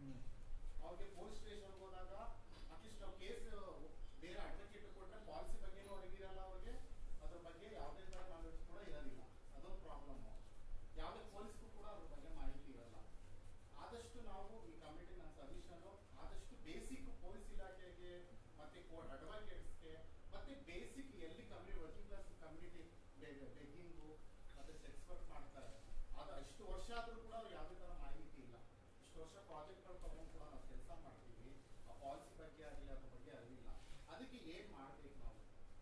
ಯಾಕಂದರೆ ಇಲ್ಲಿಲ್ಲ ನಾವೇ ಮೀಟಿಂಗ್ ಮಾಡಿಕೊಂಡು ನಾವು ಇಂಗ್ಲೀಷ್ ಬರುತ್ತೆ, ಪೂಜೆ ಬಂದು ಕೂತ್ಕೊಂಡು ಕೇಳ್ಕೊಂಡು ಮಾತಾಡ್ಕೊಂಡು ಹೋಗ್ತಾರೆ. ಅದೇನು ಬದಲಾಗಿದ್ದಾರೆ ಅಂತ ಹೇಳೋಕ್ಕಾಗಲ್ಲ. ಇಂಗ್ಲೀಷೇ ಗೊತ್ತಿದ್ದಿರೋ ಸಮುದಾಯದವರು ಏನು ಮಾಡಬೇಕು? ಸ್ವಲ್ಪ ಗೊತ್ತಿರೋ ಮಾತಾಡ್ತಾರೆ, ಅವ್ರು ಏನು ಮಾಡಬೇಕು? ಬಗ್ಗೆ ನಾವು ಸ್ವಲ್ಪ ಫೋಕಸ್ ಮಾಡಿ ಅದ್ರ ತಳಮಟ್ಟದಲ್ಲಿ ಆ ಸಮುದಾಯದವ್ರಿಗೆ ಅದ್ರ ಬಗ್ಗೆ ಮಾತಾಡೋಕ್ಕೆ ಧೈರ್ಯ ಬರಬೇಕು ಅಂತ ನಾನು Priyanka. We'll take one question here. Yeah. Hi, Priyank. Thank you for this thing, and I actually really agree with Deepu on a lot of this. It's great for us to sit in this room and break down the judgment for all of us here. But I think it's really important for us to get it to the common community, to everyone, so making it more accessible to understand what Jane Kaushik versus Union of India means for the common queer person or trans person in India. Because you don't hear the community talking about it. It's been a week and nobody's talking about it. Unless we all just shared the wonderful posts about our three Bangaloreans who are on the committee, which is great. But I also agree with Akai is that it's sad to see that the demographic of the committee has left out the important trans men identity. Right? Because when we think of transgenders in India, it's already always regarded as the Hijra community. Very rarely that we hear about trans men or the trans F2M communities. And the intersex. Intersex communities as well. And as well as how Nitya said about the non-binary communities. So it would be really important in some ways to get their insight on how this law could or this policy could be more inclusive towards them. And the other thing that I also want to say is, Akai did point out a very important thing is to make the language as inclusive as possible to recognize all of these multiple identities that are there in India when it comes to trans people. Like from Jyotis, Aravanis, double-deckers. So we don't hear about them. We know about these trans identities, what they mean, but they're completely different to how they define their gender and their sexuality. So it's really important for us to see how this policy could make it more inclusive for the common community. Did you say so? Yeah. One. Okay, quickly. Yeah. Just about the, my name is Saina. Just about the problems related to implementation again. There is a mention about what is the positive obligation and the judgment, which is very like positive in nature. But when it comes to again implementation, for instance, yeah, I just mentioned about an example that happened in Kerala, for instance. When the implementation of metro rail project was there, they have given like more than 50 people from the transgender community were given jobs there. But we can see that after 2 or 3 years, most of them have left the particular job because of the stigma that is existing, and also because there is no proper backup that is given to them based on their gender or sexuality. So yeah, how will we deal with the implementative problems that is related to transgender community? To respond? No, you respond.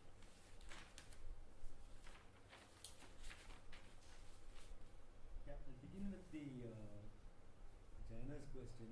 Yeah, clearly there's a difference between the way Supriyo put it and the way Jane Kaushal is putting it. And I was just thinking the only way one can think of it is Supriyo had underlying it that level of bias which is not necessarily visible, but is very much there. And it's there in terms of the fact that you choose not to focus or not to address the question of remedy. And that's the very, very important contribution Jane Kaushal is making, which is saying that if Jane Kaushik is making, which is if you don't respond, if you don't have a remedy, then that might be an indication of the mindset which you have with which you approach the judgment. So that's a very, very important point. And again, in terms of it is, what can one say other than the fact that Supreme Court has a bench which seems to vary. If a variable bench, you get a variable bench, you seem to get a variable judgment. And I think the disappointment with the but majority is very, very deep as far as everybody's concerned. And I thought of that in fact just as I was coming. Will Jane Kaushik open up the door in terms of the marriage question the way Nalsa did? I think that answer, I will put it back to the committee and say, you all are there now. So it's a possibility for you to open up that door in some fashion by making the case that the question of marriage is actually integral. And making the point that Supreme made a big mistake in limiting the transgender community to only male to female and female to male, and not looking at the diversity of the community.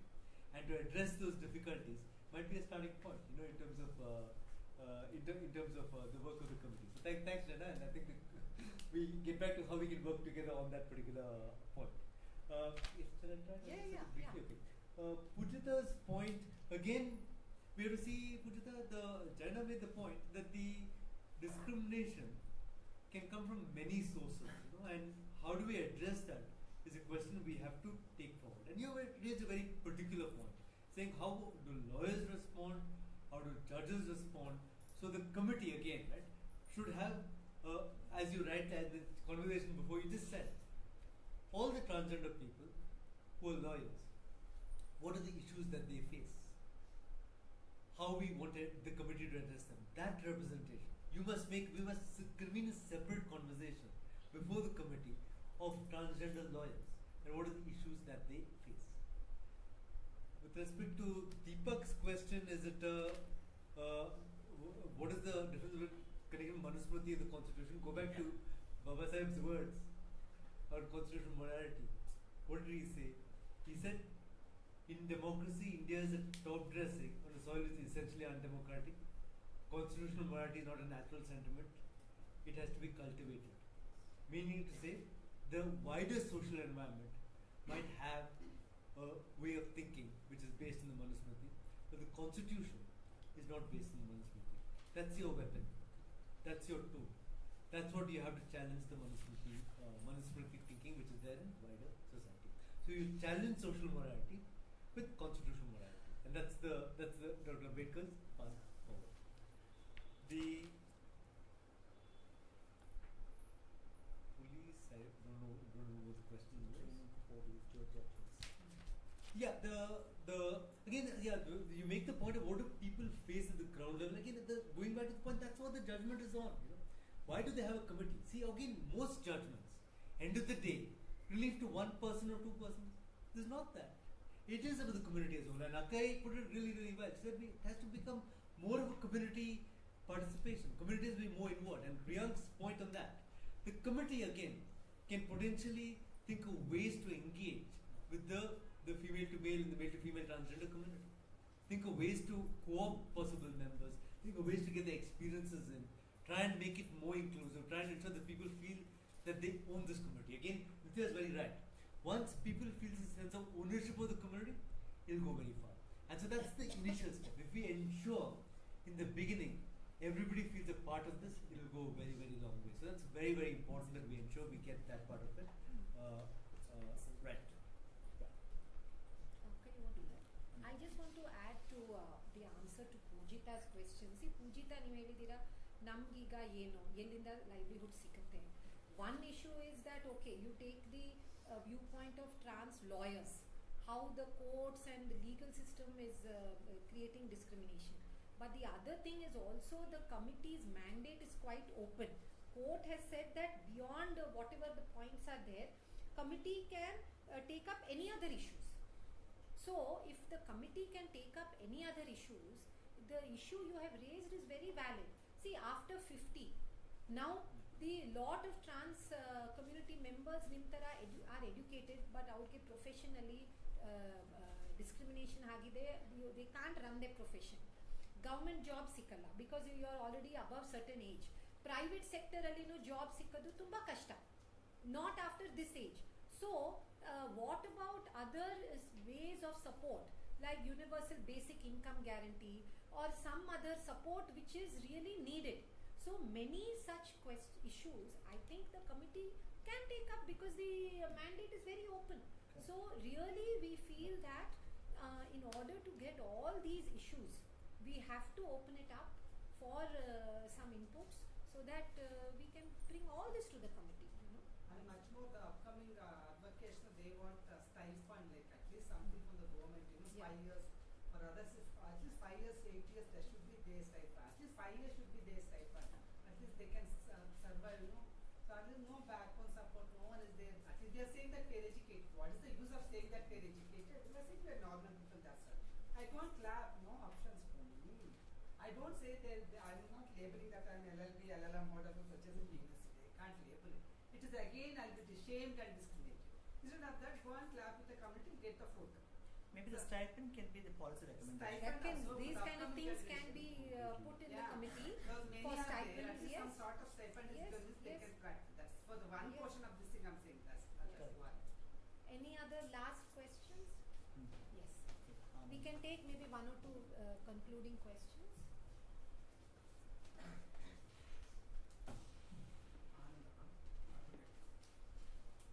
ಅಂದ್ರೆ ಈಗ equal rights for transgender person ಅಂತ ಹೇಳಿದ್ರೆ as like men ಅಥವಾ women ಈಗ ಒಬ್ಬರು women arrest ಮಾಡ್ತಾರಂದ್ರೆ after 6 o'clock arrest ಮಾಡಂಗಿಲ್ಲ ಅದು ಮತ್ತೆ ವುಮೆನ್ ಪೊಲೀಸೇ ಒಂದು ಅರೆಸ್ಟ್ ಮಾಡಬೇಕು ಅಂತ ಟ್ರಾನ್ಸ್ಜೆಂಡರ್ ಏನಿದೆ ಇದರಲ್ಲಿ ಅವ್ರನ್ನ ಯಾವ್ದ್ರಲ್ಲಿ ಕನ್ಸಿಡರ್ ಮಾಡ್ತಾರೆ ಈಗ ವುಮೆನ್ ಅಂತ ಕನ್ಸಿಡರ್ ವುಮನ್ ಅಂತಾನೆ ಕನ್ಸಿಡರ್ ಮಾಡಬೇಕು ಈಗ ವುಮೆನ್ ಪೊಲೀಸ್ ಬಂದು ಅವ್ರನ್ನ ಅರೆಸ್ಟ್ ಮಾಡಿ ಎಂಕ್ವೈರಿ ಮಾಡ್ತಿದಾರ ಈಗ 12 o'clock ಎಲ್ಲೋ ಇರ್ತಾರೆ ಅವ್ರನ್ನ ಅರೆಸ್ಟ್ ಮಾಡಿದಾಗ ಯಾವ ಬೇಸಲ್ಲಿ ಅರೆಸ್ಟ್ ಮಾಡ್ತಿದ್ದಾರೆ ಯಾರು ಅರೆಸ್ಟ್ ಮಾಡ್ತಿದ್ದಾರೆ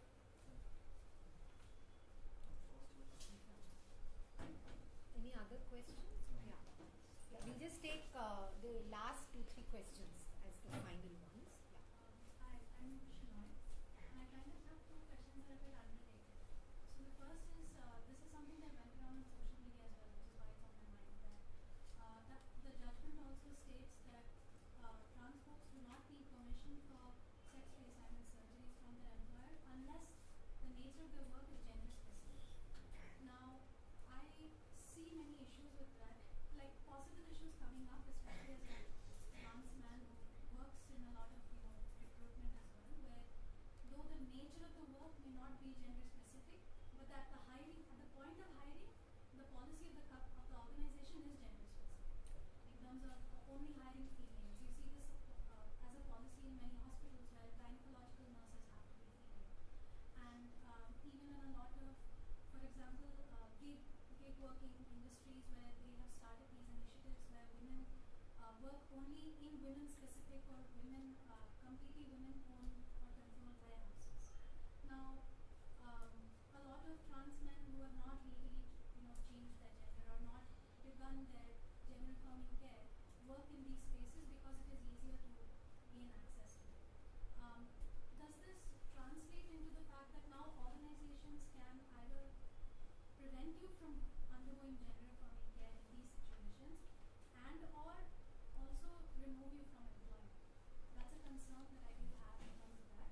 The other thing is specifically for gig workers that we already have a quite I would say lacking in labor protection in India in general, especially for gig workers who do not really get a lot of legal protection from discrimination and exploitation, especially in terms of a lot of those who do Uber riding or Rapido riding.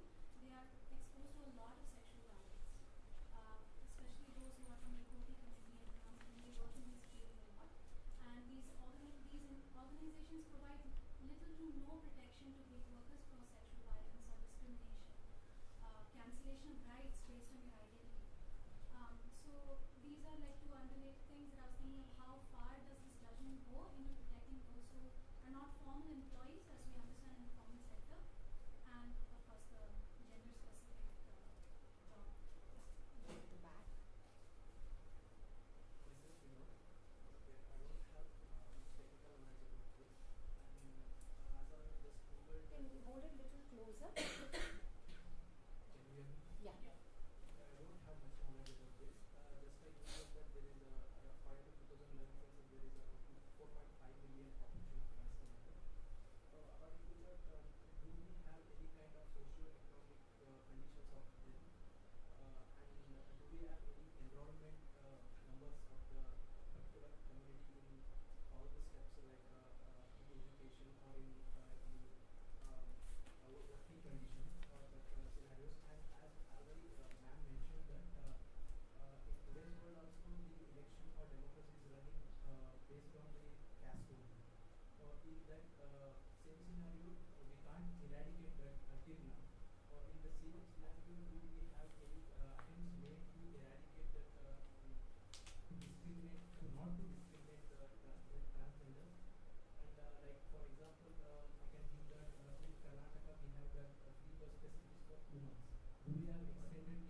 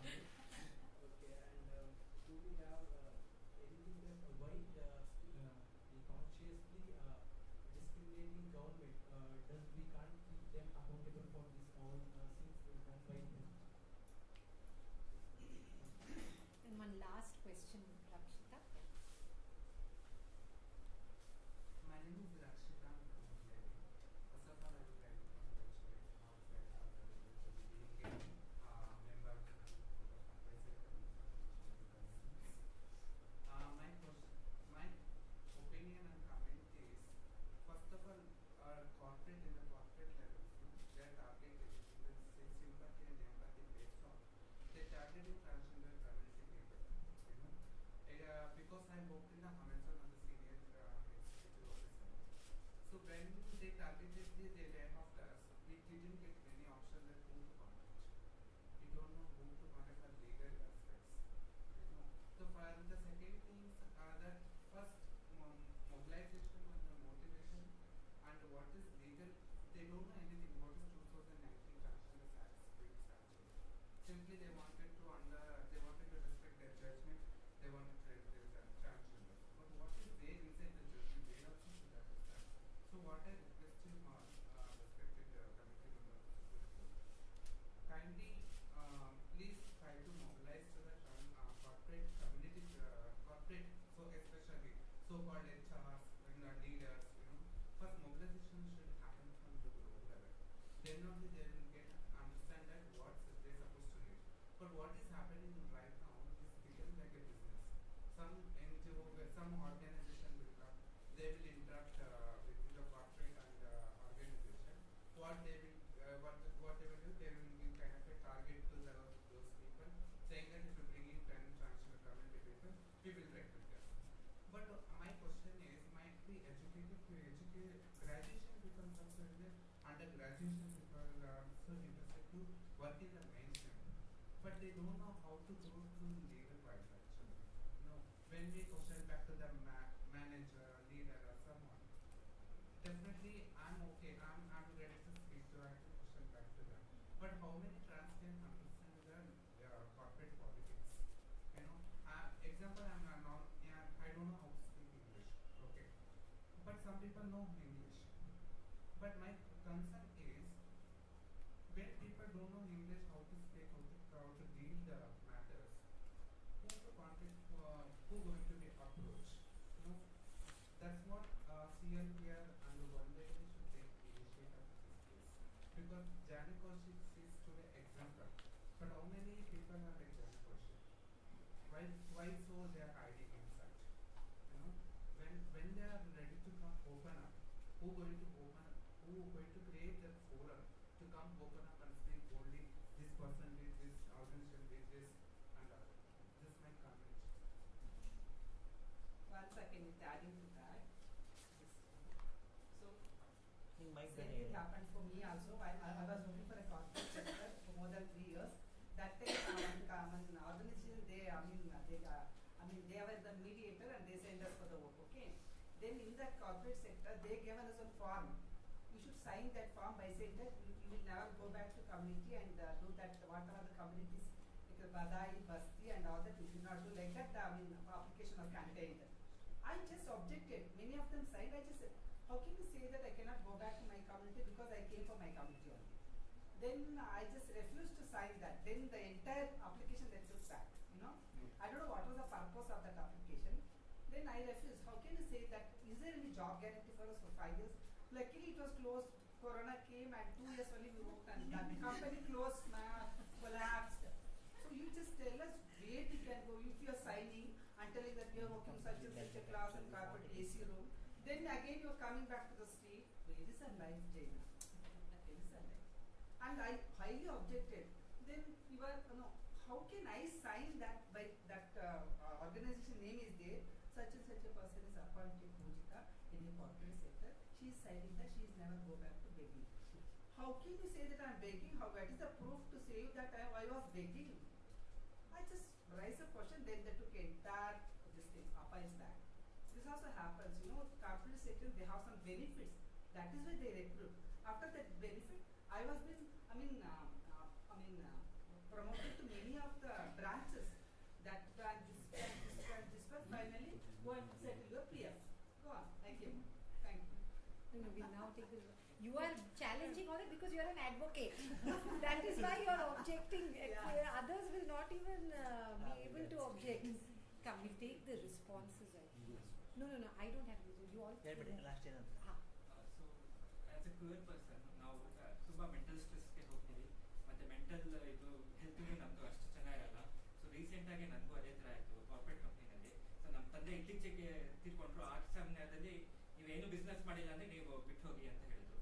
So ಅದೇ proper ಏನು ಪಾಲಿಸೀಸೂ ಇಲ್ಲ mental health ಬಗ್ಗೆ. So ಕ್ವಿಯರ್ ಇದು inclusive ಇಲ್ಲ, so ಏನಿಲ್ಲ. So ಅದ್ರ ಬಗ್ಗೆ policy ಮಾಡಬೇಕು ಅಂತ ಒಂದು ಮನವಿ ಮಾಡ್ತೀನಿ.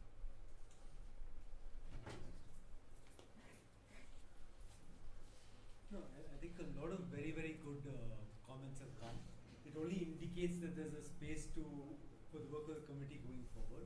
A lot of these are concerns which the committee should address in the time going forward. So thank you. I think actually the broad point, thank you for these concerns. And I think we should have more such conversations. Ensure that the committee is, as Akhil rightly indicated, more owned by the community.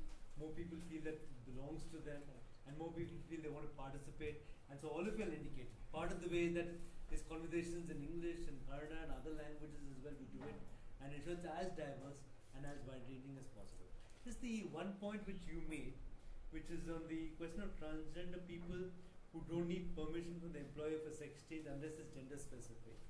The only point I'd make is you look at the principle here. The principle the court is laying down is you don't need permission from your employer.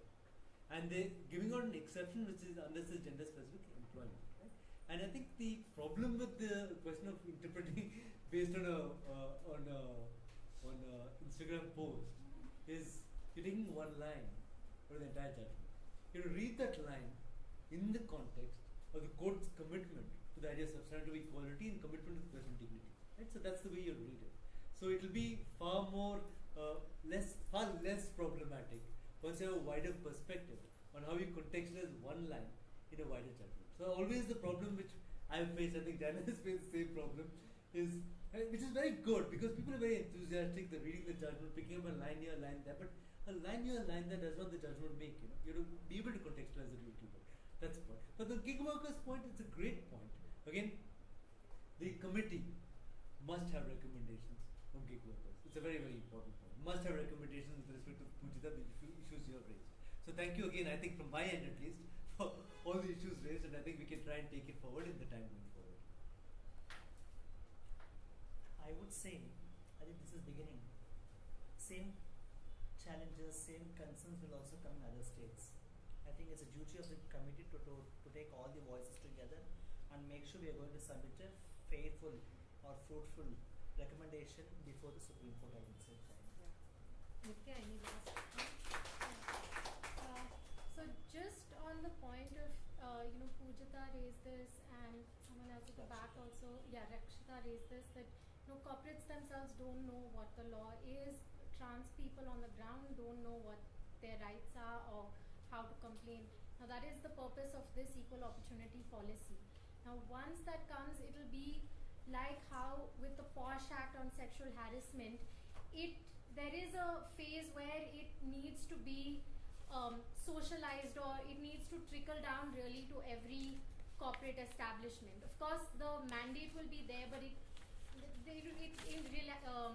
reality, it does take time for every establishment to establish these committees and for it to be, a matter of fact. Like when they are doing their audit, okay, one thing is there's a POSH committee, one thing is there's a complaints officer or whatever other grievance redressal mechanism is there. So that will take time, but that is the purpose of this policy, to come up with this mechanism which will then be, which then corporates and other establishments will slowly incorporate. And like with POSH, you have to have things like signage for people to come and see that, these are your, this is the complaints officer, this is how you can file a complaint, these are your rights. So all of that is something which, will have to be looked into now.